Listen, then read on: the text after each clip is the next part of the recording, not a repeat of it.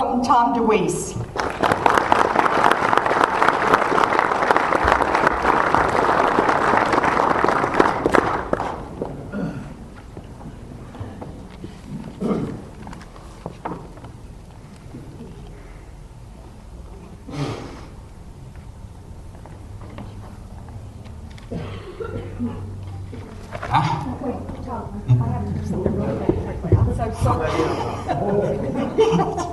I'm sorry, Tom. I wanted to just quickly mention that both of these gentlemen came out of the goodness of their heart for a good faith donation. And we are going to be passing containers. Hopefully that you will be as gracious as you feel like you can be, because they were very, very gracious to spend their time to come down here at their expense. So I'm asking you to please just be generous when the bucket is passed so that we can honor them. Thank you.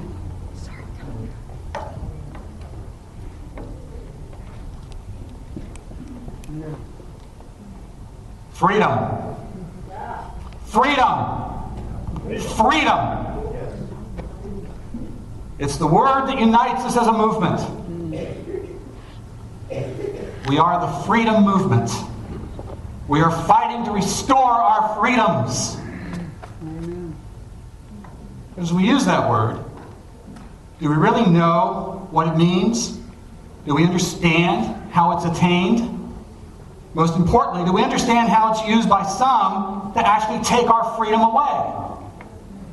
Simply put, freedom is the ability to act without hindrance or restraint. Freedom is owning our own life, your actions, your labor. We say we support the principles of freedom. But what are those principles and where do they come from? First of all, we must understand that principles are not legislated or invented. Principles are discovered because they already exist, whether we know it or not.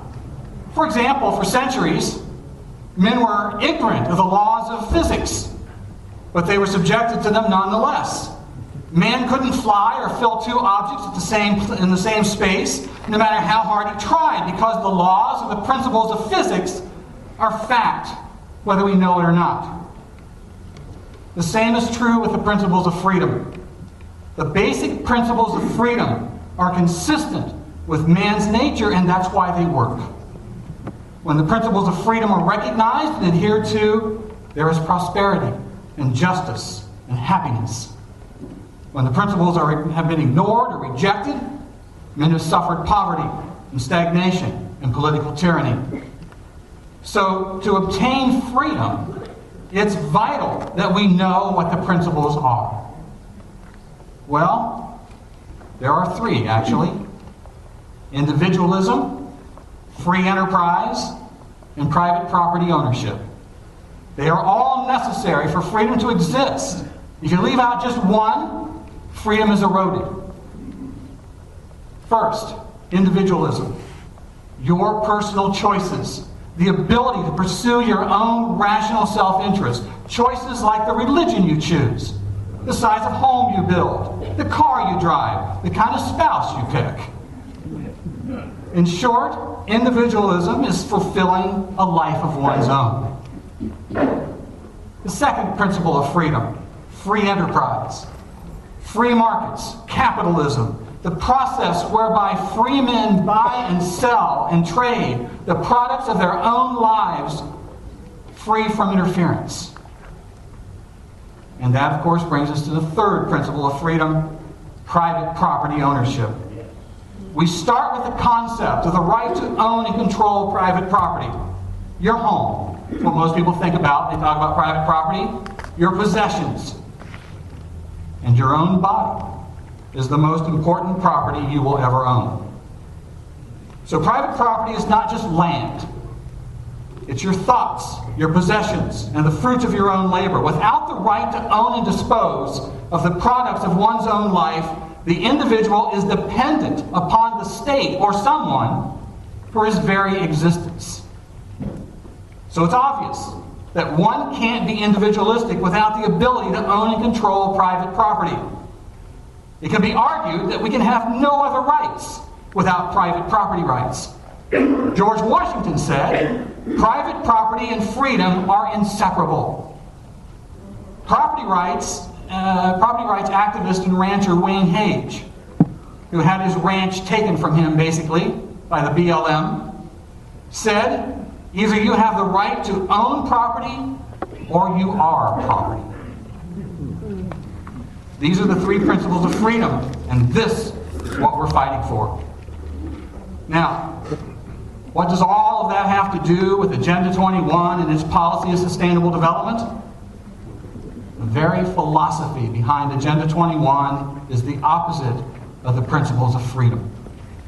For example, the environmental movement tells us that private property ownership is an unnatural concept that the rest of the natural world rejects. And this is a major provision behind sustainable policy.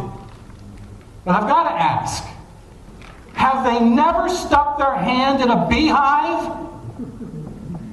It's their home. And guess what? Bees understand private property. Have they never stepped into the marked territory of a bear? He has fenced it in. You know, even an ant with one of the smallest brains on the planet understands that his nest is his home, and he will attack and kill an intruder if possible. Birds build condos in the trees and defend them against invaders. Beavers build their nests in the middle of the river, and then they build a dam for their private use. And environmentalists assure us that that is natural. But when man builds his own nest on the shoreline and dams the river for the community, this is unnatural and must be stopped. And how is that done? How do they stop us? There are many ways to stop man from developing his own habitat. But here's one example. In Klamath Falls, Oregon, farmers are being slowly suffocated as they are shut off from their vital irrigation water under the excuse of the existence of an endangered suckerfish, which, say the sustainabilists, is more important than human activity. Now, how is that relevant to you? Well, according to recent news reports, right here in your area, there has been discovered a never-before-seen beetle on Bethel Beach. And now the march is on to stop human activity in order to save it. You see, that's how it works. Some never-before-heard voice suddenly announces that there is a never-before-seen beetle, and all the power and the money of government is rushed in to destroy the lives of property owners hapless enough to be in the way of the plans that never before existed. Man, they tell us, is not part of the ecology. Man is just a cancer on the earth, and the proponents of such policy dream of the day when they can remove man from the planet. You think I joke? Listen to this quote by Richard Caniff of the Audubon Society when he said once, quote, "Among environmentalists sharing 2 or 3 beers, the notion is quite common that if only some calamity could wipe out the human race, other species might once again have a chance." End quote.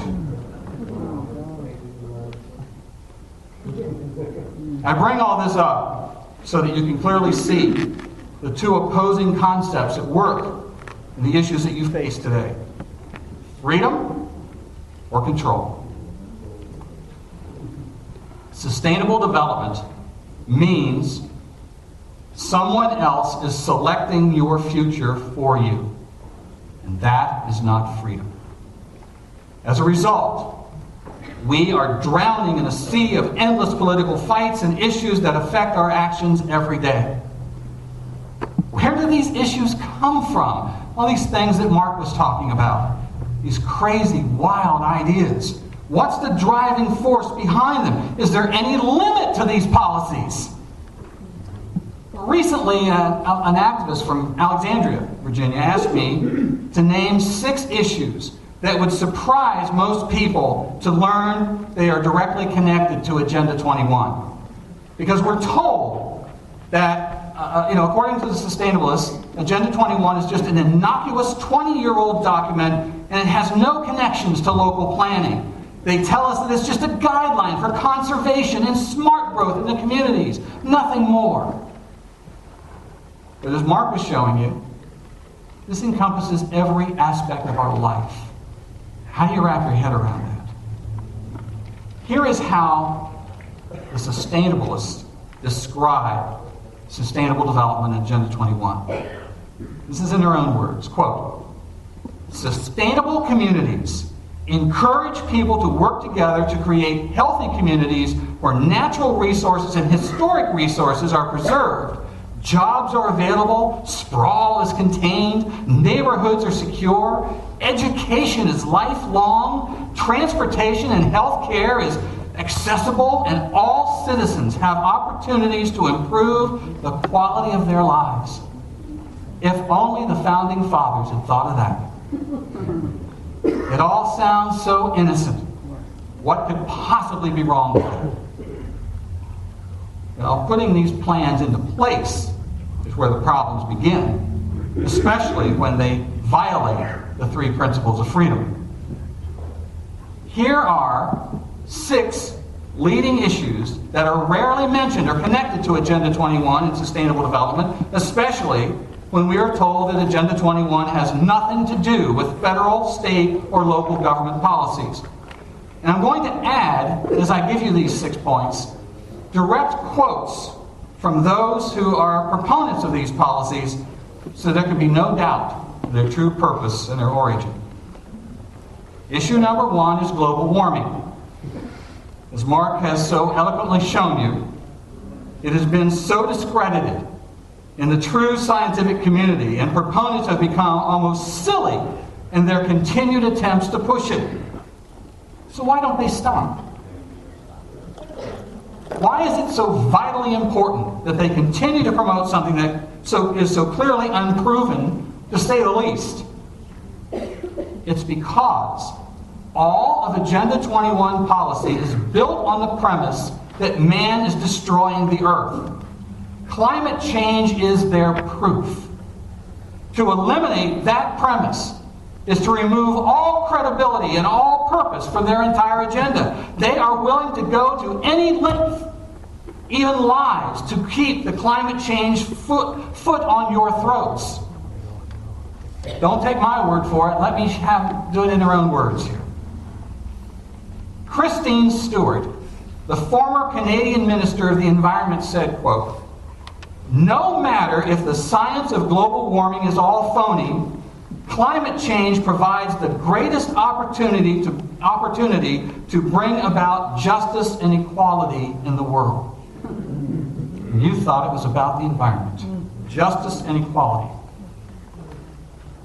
Timothy Worth, president of the UN Foundation and former official in the Clinton administration, said, quote, "We've got to ride the global warming issue. Even if the theory of global warming is wrong, we will be doing the right thing in terms of economic and environmental policy." End quote. Paul Watson, co-founder of Greenpeace, said, "It doesn't matter what is true, it only matters what people believe is true." Issue number 2, creating fear over population. It's the center driving force behind nearly every sustainable policy initiative. The fact is, in developed nations, population is actually going down. The real growth in the U.S. population in recent years has really been driven by immigration, whether legal or illegal. Right. This is a major divide. There's a major divide in the green movement over the issue of population. Some in the Sierra Club, for example, advocate that the U.S. borders be closed to stop population growth, just as you and I do, and for mostly the same reasons. Illegals, they say, overcrowd our cities and damage our way of life, including the environment.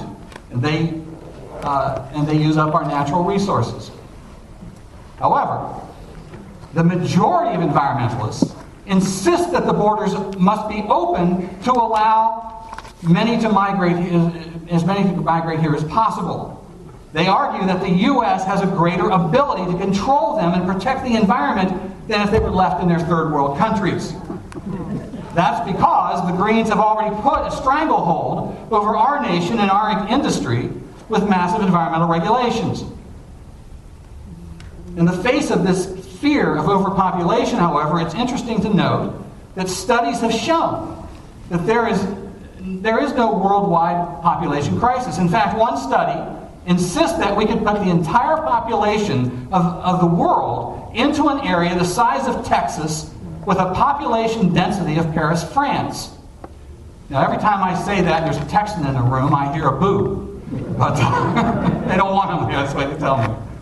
Overpopulation and its accompanying environmental degradation is a problem only in poor countries that lack the ability by the poor to improve their conditions. Nations that refuse to legalize private property ownership for the masses, for example, is a primary reason for their poverty. Meanwhile, sustainabilists work to ban these nations from developing or increasing energy use, thereby keeping them poor.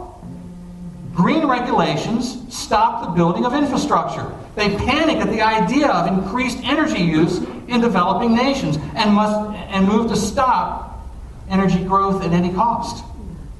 Instead of working to solve the real problem, poverty, they exploit the excuse of overpopulation and advocate enforcing policies to drastically reduce populations. China's brutal one-child policy of forced abortions and sterilizations has become their model. Consider this quote from David Brower of the Sierra Club. Quote, "Childbearing should be a punishable crime against society unless the parents hold a government license. All potential parents should be required to use contraceptive chemicals, the government issuing the antidotes to citizens chosen for childbearing." Or this one, from the United Nations Global Biodiversity Assessment, quote, "A reasonable estimate for the industrialized world society at the present North American material standard of living would be 1 billion people. At a more frugal European standard of living, 2 to 3 billion would be possible."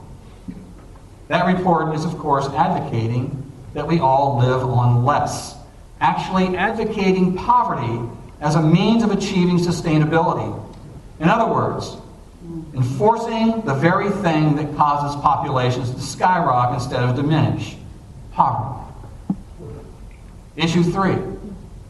The goal of Agenda 21 is the destruction of the free market system. We've heard statement after statement from the UN, from members of Congress, the news media, and from Hollywood, all deriding the free market system as evil, corrupt, and a tool of the rich to hold down the poor. Now see, here they're worried about the poor, if it leads to their ability to raid our bank accounts. So I really have to ask, are they really worried about protecting the environment or honoring the tactics of Jesse James? Redistribution of wealth is behind every policy that comes out of the UN, and now, of course, out of the Obama administration as well. The EPA is the attack dog to shut down entire industries like coal. It has become very difficult to open a manufacturing business in the United States, and it's nearly impossible to start a new one. Environmental protection is always the excuse, even when Obama's own State Department says the Keystone Pipeline is not an environmental threat.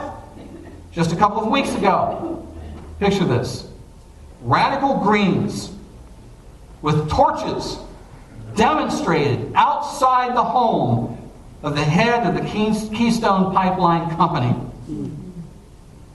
This is visions of the terror of the Dark Ages. Superstitious mobs looking to hang anyone, burn them at the stake.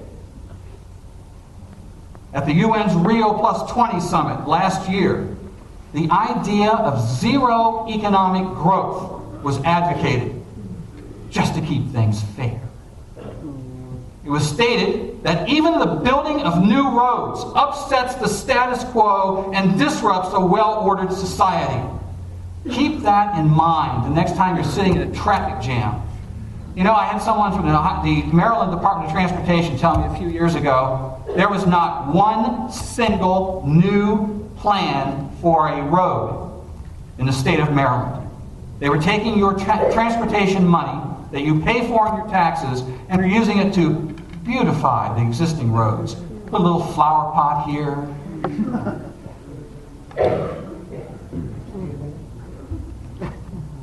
Such idiotic ideas are the driving force behind sustainable development.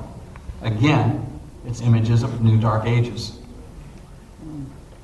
And again, it's not my words. Let me have them tell you themselves.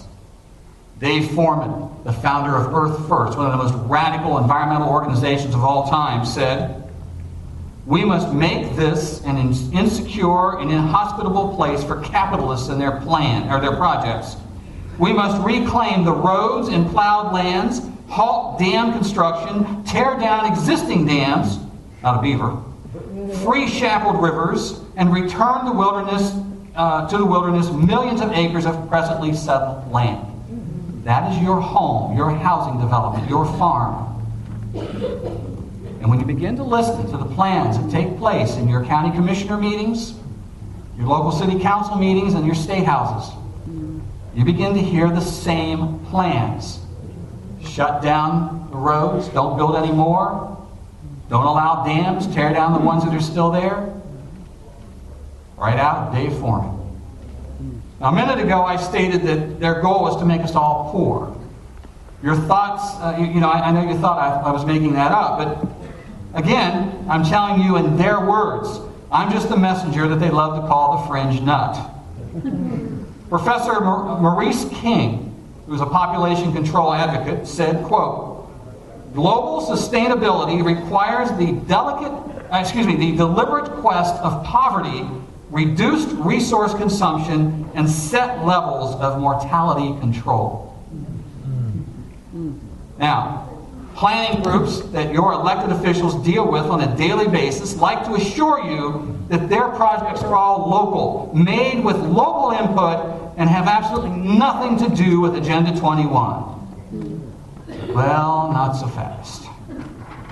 The American Planning Association has set up a whole section on its website to answer our attacks and swear to the world that they have nothing to do with Agenda 21.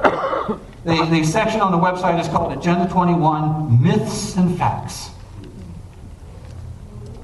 In it, the group goes to extreme measures to distance itself and its policies from Agenda 21. Specifically, it says, quote, "The American Planning Association has no affiliation regarding any policy goals and recommendations of the United Nations."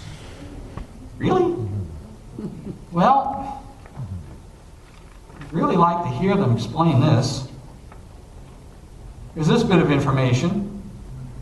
This is pages from a newsletter from Northern California, American Planning Association newsletter to their members in Northern California in 1994, 2 years after Agenda 21 was introduced from the Earth Summit. This article, entitled "How Sustainable is Our Planning?" The 5th paragraph of this article says, quote, "Vice President Gore's book, Earth in the Balance, addressed many of the general issues of sustainability. Within the past year, the President's Council on Sustainable Development has been organized to develop recommendations for incorporating sustainability into the federal government.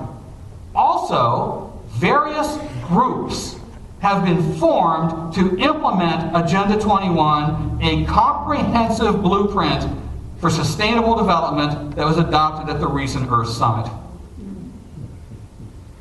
One paragraph.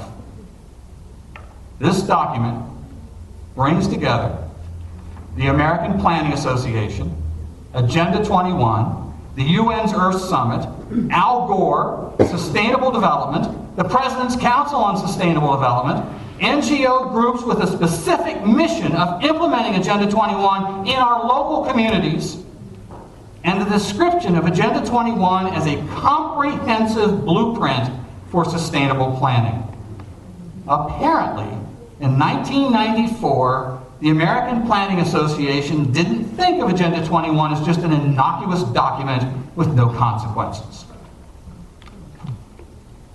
Second, a visit to the website of plannersnetwork.org. Those of you with paper and pencil, write that down. plannersnetwork.org. The American Planning Association is a member. And we find in its statement of principles this quote: "We believe planning should be a tool for allocating resources and eliminating the great inequalities of wealth and power in our society because the free market has proven incapable of doing this." End quote.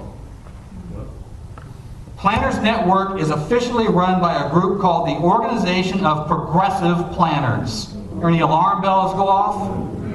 It's an association of, this is their words, this is from their website, an association of professionals, activists, academics, and students involved in physical, social, economic, and environmental planning in urban and rural areas who promote fundamental change in our political and economic systems. This is the statement of principles from your local planners, and their so-called local plans adhere to this. That, my friends, is Agenda 21. So much for their local planning. Third, the main tool used by the local planners to enforce their agenda are government grants. Lots of them. They tell your local elected officials that they can help pay for all of these wonderful plans that they're proposing. Of course, the planners fail to mention that they actually helped write these grant programs at the federal level, and they made darn sure that they were complete with vital strings attached to completely enforce Agenda 21 policies after the local officials gleefully drink the Kool-Aid and accept the grant, just as it was planned from the start. Case in point, 1998 Federal Register documenting the details of the EPA's Sustainable Development Challenge Grant Program. It says, right there, the Sustainable Development Challenge Grant Program is also a step in implementing Agenda 21, the Global Plan of Action on Sustainable Development, signed by the United States at the Earth Summit in Rio in 1992. In these three documents, you have enough proof to completely discredit the American Planning Association and its denials that it has anything to do with an innocuous 20-year-old document out of the UN that has no enforcement capability. How many times have you heard him say, "There are no blue-helmeted troops at City Hall, you crazy fringe radicals with those tinfoil hats"? Three documents that says they're lying to you and they know it. Issue 4. Cheap energy is the enemy of the earth. To the average person, the drive to stop any ability to obtain cheap energy makes no sense. People are hurting economically. Jobs are lost. Energy costs are skyrocketing. Any attempt to drill oil, fracking of shale gas, and mining coal are all vigorously blocked by government and green policy. Yet the government spends billions of dollars on alternative energy such as wind and solar, which provides less than 3% of our energy needs. Why? What is the motivation to put such shackles on the U.S. economic engine? Why are they deliberately making you suffer? The excuse is that energy use dries up CO2 emissions and accelerates global warming, the excuse necessary to harmonize the United States into the sustainable global noose. But according to some anti-energy advocates, the fear of cheap energy goes beyond environmental protection. They fear it because energy availability, they say, helps build wealth for individuals and removes them from the roles of the dependent. And you see, dependency on government is a little mentioned, but a major goal of sustainable policy. Professor Paul Ehrlich, who's a professor of population studies at Stanford University, said, quote, "Giving society cheap, abundant energy is the worst thing that could ever happen to the planet." Amory Lovins of the Rocky Mountain Institute said, "Complex technology of any sort is an assault on human dignity. It would be little short of disastrous for us to discover a source of clean, cheap, abundant energy because of what might happen, what we might do with it." So obviously they don't think the windmills and the solar panels are going to give us an abundance of energy, because that would be against the environment. And our dignity, I might mention. Jeremy Rifkin of the Greenhouse Crisis Foundation said, "The prospect of cheap fusion energy is the worst thing that could ever happen to the planet." Issue 5, Common Core. Many people see the reorganization of the public school issue as separate from Agenda 21. It is not. Those who are promoting what they call the agenda for the 21st century understand that it is going to be a long, drawn-out process. To reform a nation that has been created on the ideals of limited government, free enterprise, and individual liberty into one that unquestionably accepts government top-down control will take time. They must wait out those of us who were educated in the old system. We who were taught that we were born with our rights and that government's job is to protect our rights. The sustainable system says government will grant us our rights. To enforce such a radical turnaround in our society requires that the children be indoctrinated to accept it. The effort started in earnest in the 1990s with the election of Bill Clinton. In November of 1992, Mark Tucker, the head of the National Center on Education and the Economy, wrote the famous Dear Hillary letter. This 18-page letter was the blueprint for what became the complete transformation of our public education system. It outlined to plan, quote, "remold the entire American system into a seamless web that literally extends from cradle to grave. A system of labor market boards at the local, state, and federal levels where curriculum and job matching will be handled by counselors accessing the integrated computer-based programs." Remember? You keep hearing about all these computer programs that have all this information, tests that are taken in schools and so forth, that gather information about your children. And he explains how to use that. All of this whole Tucker plan, this 18-page letter, led to Goals 2000, School to Work, and Workforce Development Boards. These programs set children on the path to accepting top-down control as schools became mainly training centers to create the workers of tomorrow. The original American education system effectively provided an overall academic education from which students could choose their own futures. Once you've educated somebody, giving them a new job, giving them someplace else to go, they can read about it, they can learn on it, they can adapt to it. And that's what we always did. But today, you have to train them for this job. Flip the hamburger. No longer. Today, the new curriculum has morphed into what is called Common Core. It's a state-run central curriculum that revamps schools as little more than job training and indoctrination centers.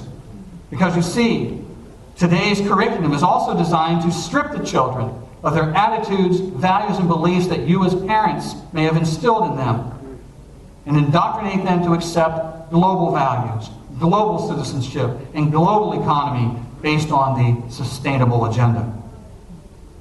You know, there's little of American civics and history it's taught in today's classroom, but golly, they've got textbooks that contain whole chapters on the 5 pillars of Islam, while ignoring the 10 commandments of Christianity. Is that not indoctrination? The children are fed an unending diet of the evils of capitalism, the selfishness of individualism, and the social justice of redistribution of wealth. That is Agenda 21. It punishes students for possessing individuality and is designed to eliminate such natural human tendencies. This is the common in common core, common values, common goals, common future. Don't rock the boat of a well-ordered society. Common core is the curriculum necessary for the acceptance and implementation of Agenda 21. And today, how many of you are 40 years or younger? Ladies don't have to answer. Those of you who are 40 years or younger, your entire education experience has been through this indoctrination program. The fact that you're here shows good.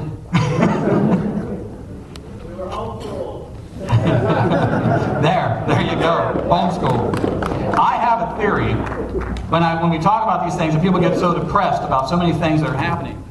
I sometimes to try to find something positive to say, I say, picture the public meeting of the future when there's 100 people there and 10 of them are homeschooled.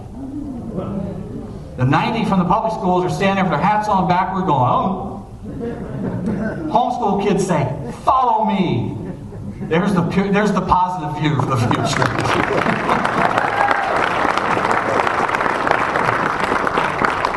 And you know, what's happening today, we keep asking, how in the world could the elections turn out like they've turned out? They've turned out because there are voters now who have gone through this indoctrination. That's why, and that's the purpose of it. Issue 6, healthcare. Now, how is healthcare connected to Agenda 21? Well, simply Google sustainable medicine. You will find more than 5,850,000 English language references to the subject. Read through the ideas expressed there and you will find nearly every provision of Obamacare. A friend of mine, who unfortunately passed a few years back, was an expert on sustainable medicine. She was the late Dr. Madeline Cosman. She put it this way: sustainable medicine plus sustainable development equals duty to die. Now, how do you handle the preconceived overpopulation problem? Central control of the healthcare system. Obamacare. Sustainable medicine makes your medical decisions for you through visioning councils. They love these visioning councils for everything. They're usually staffed by bureaucrats with little or no medical knowledge. Yet they are assigned the power to determine what shall be done and not done for your medical treatment. They have whole manuals. And if the doctor presents and says, well, I want to look at this. There's a problem here. I haven't seen it before. Oh, I didn't cover it. No, can't do that. Because it's not in the book. Some bureaucrat didn't write it. So sustainable medicine is the pivot around which all other sustainable development revolves. Population control. The first principle of the Rio Declaration that introduced Agenda 21 is that all humans must live in harmony with nature. It means rationing health care, low technology for health care treatment, and emphasis on medical care, not cure. So, these are the 6 issues that are not usually discussed or connected with Agenda 21. But Americans must understand and connect these dots to everyday policy so they can understand the root and the long-term goals of rules and regulations that are affecting your personal lives. Agenda 21 is the common core, and it has already invaded every corner of our lives. Sometimes, I know it feels hopeless to try to stop it, but it's not hopeless.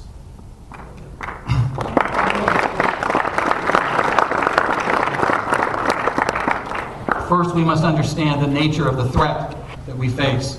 The fact is, this is a political movement led by those who seek to control the economy, dictate development, and redistribute wealth. They use the philosophical base of Karl Marx, the tactics of Adolf Hitler, and the rhetoric of the Sierra Club. Basically, everything connected with sustainable development translates to higher costs, shortages, and sacrifice. The danger is in the process. Sustainability policies are being forced on unsuspecting citizens. They are predetermined outcomes and group manipulation tactics to force their way into local policy. Now, I know that I've just given you, and so does Mark, the IMAX version of all this. It's massive. It's huge.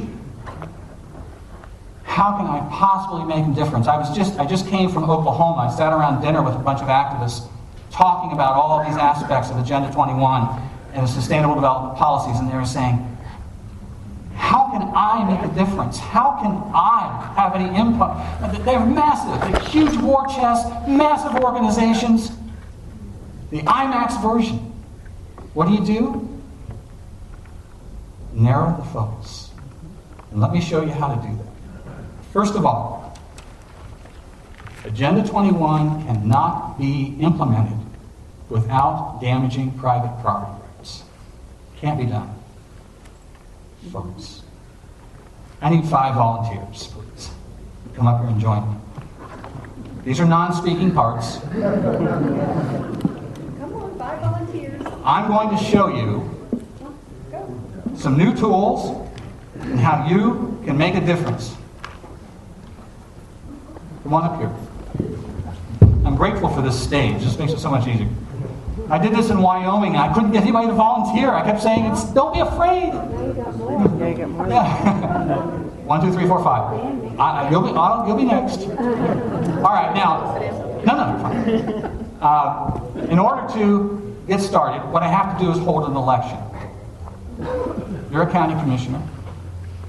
You're a county commissioner. You're a county commissioner. You're a county commissioner. I know it's supervisor in Virginia, but I do this around the country, so you're a county commissioner. Now, this is your government.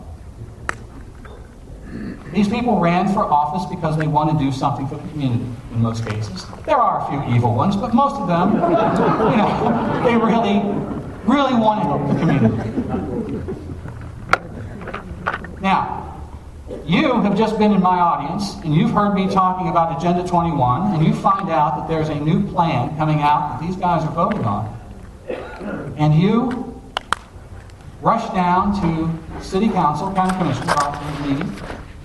You get your 3 minutes, and you say, you are implementing Agenda 21 for the United Nations. They reject you. They tell you you're crazy. Now, why is this? Well, let me show you why that happens. I need 4 more volunteers. 4 more. I need 4 more volunteers.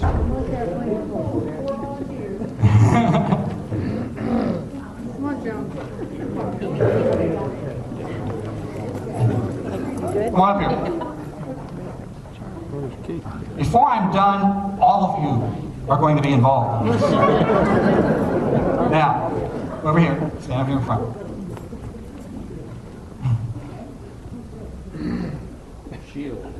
You are ICLEI, the International Council for Local Environmental Initiatives, for those uninitiated. You are the Sierra Club. You are the American Planning Association.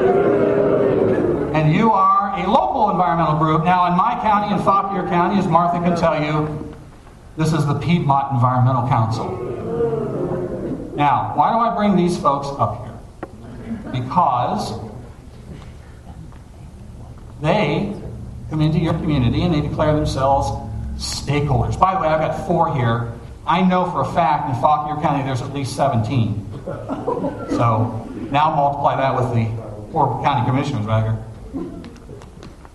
They are national organizations for the most part. And here's how the whole thing has worked. What is it that the environmentalists tell us? What is it that the planners tell us? This is just an innocuous 20-year-old document that has nothing to do with our local planning. Nothing. Well, you see, Sierra Club, ICLEI, Nature Conservancy, a bunch of others, about 1,000 of them, helped write Agenda 21 at the national level, at the international level, at the UN. These were things that came together over several years. Agenda 21 became basically the blueprint for it all, but there were several documents that were created throughout all that time, and they're putting all these plans for our future as we've just outlined to you. Now, President George H.W. Bush went to the Earth Summit with 179 other world leaders, 50,000 delegates there, these folks, bureaucrats, 50,000, and George H.W. Bush signed Agenda 21, and what happened? These guys went into our federal government, and they got the federal government to begin to put legislation together, rules and regulations, grant programs. HUD has them, EPA has them. Most of the agencies of the federal government have these grant programs. And they know, because what they put together, it has these little strings attached. So when these folks back here take those grants to help our community, all of a sudden you've got all kinds of new regulations on building materials, plumbing supplies, the electrical, international electrical codes, on and on and on, conservation easements, whatever the case may be. They're all in those things. Now, what did they do then? How are they going to get this imposed? There are no blue-helmeted troops at City Hall. There's nobody forcing this. How do they do that? They go to the State House. They go to your state legislators, and they get them to pass regulations for every county to put together a comprehensive development plan. And then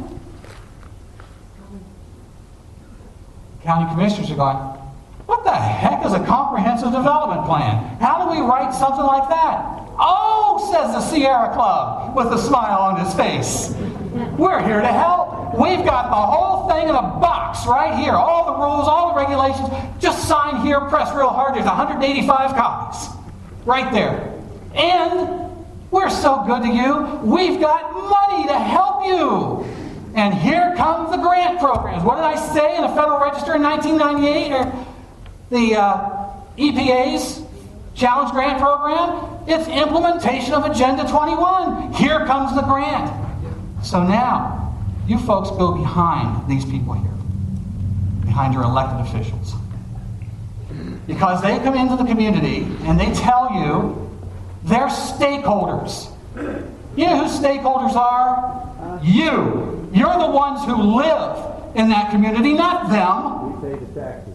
You pay the taxes and you live with the consequences. You're the stakeholders, not them. But that's what they do. They come in. We keep hearing, you read document after document about how they're going to, these local people are going to bring in, they're going to talk to the stakeholders. Sometimes I hear they're going to talk to the farmers. Really? I keep trying to find one to talk to. So now, you come in. This is your real government. No, it's not. We're missing something. I need 7 more volunteers. 7 more. This is your chance.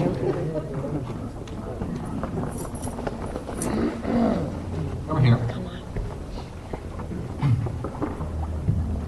Oh, we got 1, 2, 3, 4, 5, 6. 1 more. You're in. You made it.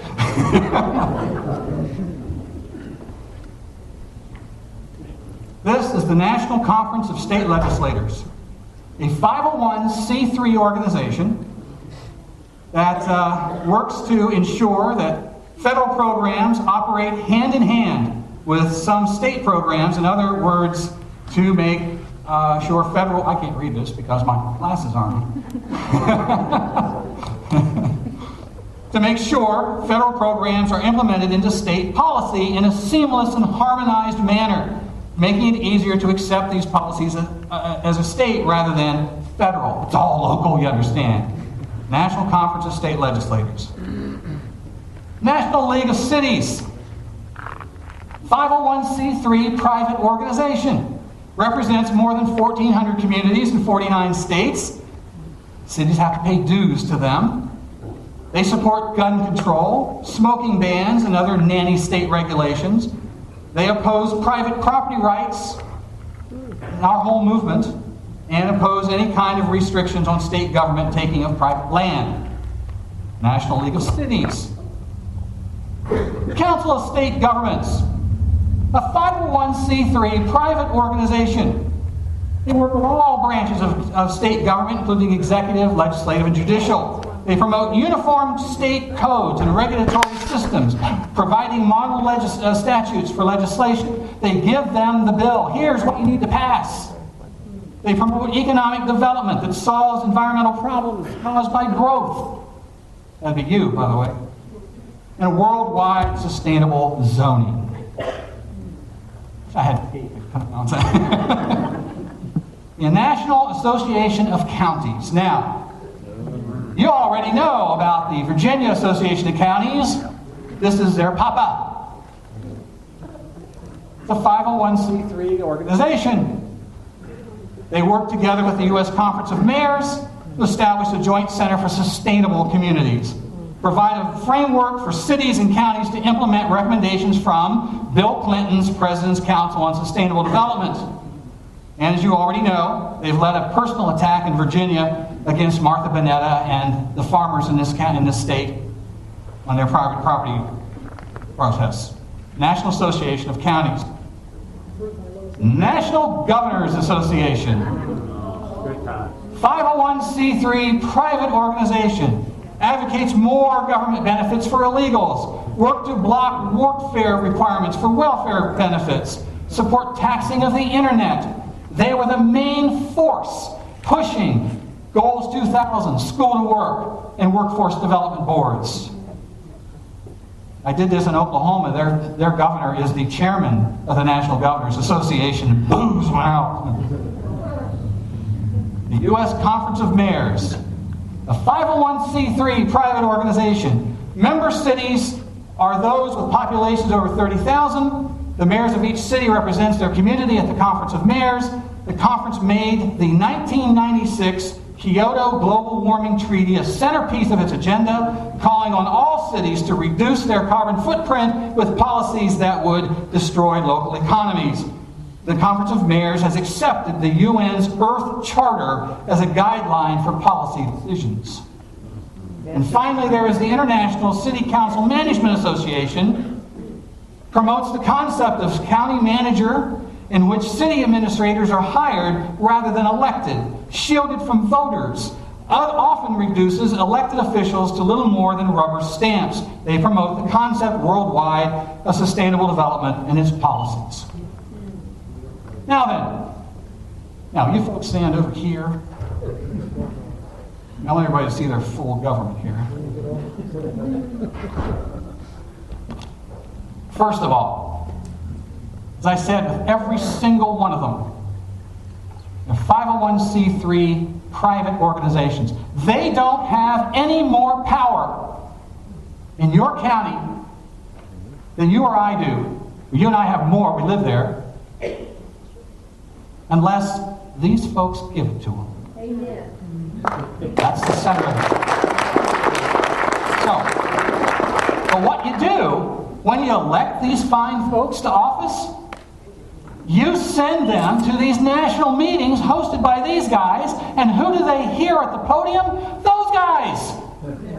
They're giving them the policies, they're giving them documents, they're giving them things to take home. And then when they come home from that meeting, this is all they've heard about government. When they come home from that meeting, what happens? Those guys meet them at the door and say, have a good time at the meeting? Here's your box. Here's everything. Now, in light of that, you leave my meeting and you come down to City Council, County Commissioners, and you say you're implementing UN Agenda 21. They have never heard that It was never used in any of the policies they were told about by all of these. Meanwhile, as you're standing there at the podium, they're standing behind them saying, "You guys are nuts, don't pay attention. Hey, I've got some money for your next re-election. You know what? You know that program you want to put together? Got the money for that too." And on it goes. And you, what do? Well, I'm going to tell you, do not try this alone. That's the most important part of what I have to tell you today. You go down there by yourself and do what I'm going to show you, they go, "Poof." What was that?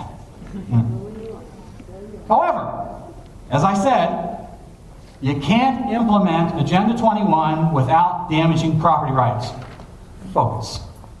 How about you go before your county commissioners, you get that 3 minutes, and you say this. Ladies and gentlemen, as you're bringing these plans and these planners into my community, into our community, what guarantees do I have that you'll protect my private property rights? I guarantee, I've got this on video from Roanoke. I guarantee you, they will stand up and they will say, "Hey, of course I will. Hey, I'm a property owner too. Sure, we'll protect your property rights." And you just smile. You say, "I'm really happy to hear you say that. Ladies, gentlemen, I'd like to have it in writing, please." You find on my website, I have some here. Resolution to protect citizens' property rights. Here's this radical publication. This document, radical document. You know what it says? It says, if these guys and the planning commissions are going to do something that's going to affect my property, they'll bring me into the discussion. Oh my goodness. What a radical idea. It says, if they move ahead with those plans and they take my property in some way, they'll pay me for it. Whoa! And finally it says, these guys can't bring a whole bunch of people on my property willy-nilly whenever they want to and look it over so they can make their plans to take it. They got to have my written permission to do that.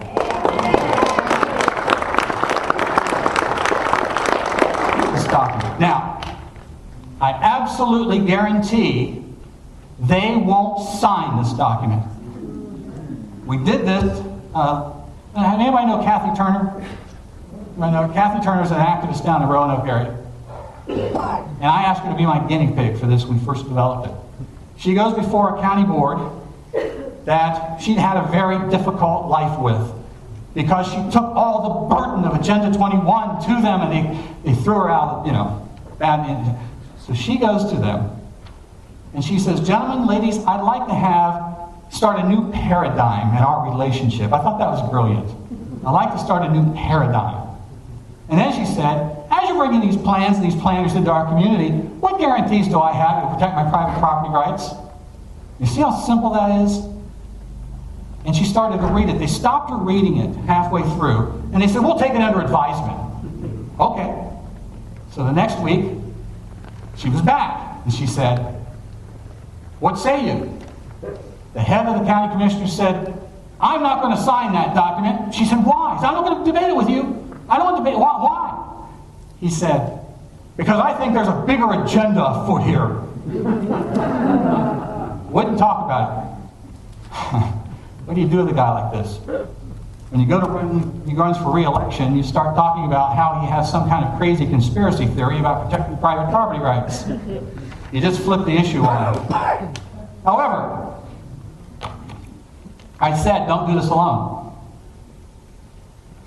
You got to have 10 or 15 people there, because when they say they won't sign the document, then you have to ask the most radical question in the English language. Why? Yeah. You can't do that alone, because as soon as they say, we're not going to sign it, so here's what you have to do. Everybody stand up. Yeah, get a chance to stretch your legs. When they say they won't sign it, then you need to have a whole bunch of people say why. Everybody say why. Why? Say it again. Why? Say it again. Why? That's the way your county commissioner meetings need to sound. And when you do that, when you have that kind of energy behind it, they are going to hide. There is no way those self-proclaimed stakeholders are going to stand up to such an assault. But that's what you've got to do. You go in by yourself. You've got to go in with power. Sit down. So, now, this document is not a legal document. It is a suggestion. What you're really doing is you're taking a poll of these 4 or 5 people and you're saying, what's your stand? Where do you stand on property rights? And when they tell you they won't sign it, now you go into action. Next time you have a meeting, have people there with signs with their pictures on it saying, why? Start campaigns. Start going door to door with a petition. Did you know our county commissioners refuse to protect your private property? Are you aware of that? Start campaigns to run them out of office. Because when you replace them, you put people in office that believe in property rights and will stand up to these guys, they're the ones that get blown away. They have no power whatsoever until these guys give it to them. Keep that in mind.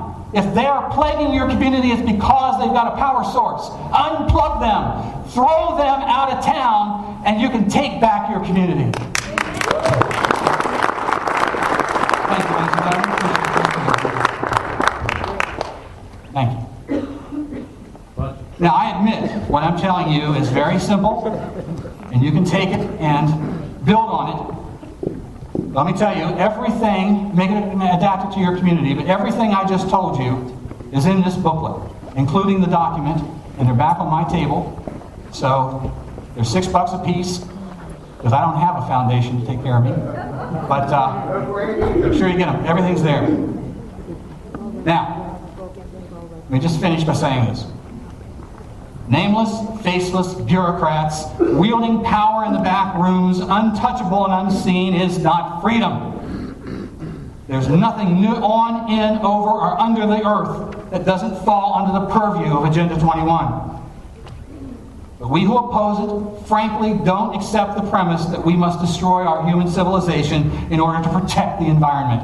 We believe in free markets and free societies where people make their own decisions and decide on their own property. And we fully believe that the true path to strong protection of the environment is through private property ownership and limited government. Those who promote Agenda 21 do not believe in those ideals, and it will do you no good to argue with them day in and day out. They will not agree on the path of the future. In short, our fight is a clash of the age-old philosophy of life: freedom to live as you choose, or controlled by an unseen few. And there's very little room for middle ground. I know that many of you have felt discouraged, feeling hopeless, believing that we have lost our precious republic. But to those of you who have engaged in the battles and felt lost, do not despair. Do not hang your head in defeat. Be energized. Every action you take, successful or not, helps to expose their lies, and that's why they fear you. Too many of our people believe that if they go to one meeting, take part in a sign waving or protest, or make phone calls or write letters, then that's all they need to do. And then they become discouraged and quit when nothing visible happens. Let me give you this one fact. Our victories will not be celebrated by parades and bells ringing from churches as our vanquished enemies are marched down the street in chains and disgrace. But you know what? An awful lot of us are expecting that. We go to the meeting, we're going to show them. Our victories are, in fact, psychological victories. We need to hit them again and again until they become afraid to act for fear of what we're going to do next. We need to force elected officials to listen to us rather than them. And how's that done? Because you all stand up and say why. We need to pressure them to run the stakeholders out of town and end their reign of terror. Now, I've just shown you how to do that. Even 10 or 15 people using these straightforward tactics that I've given you today can do it. You have to be persistent. This is their agenda for the 21st century. Remember, Agenda 21 means your life decisions chosen for you by someone else. Agenda 21 is the battle that we must win if we are to restore our republic. Please, don't be discouraged if the progress seems slow. Remember, it took the sustainabilists decades to get where we are. It's not going to stop overnight. But we are winning battles, and the opposition is terrified of what we were accomplishing. Martha just told you about it. Stay with me in this battle. Fight like your life depended on it. Play for keeps. Don't concede a single point when dealing with principle. Start on the local and state levels and move it up. Because, ladies and gentlemen, if we can preserve freedom in our communities and in our states, then we can preserve it as a nation. The future of freedom depends on your commitment to preserve it. Thank you.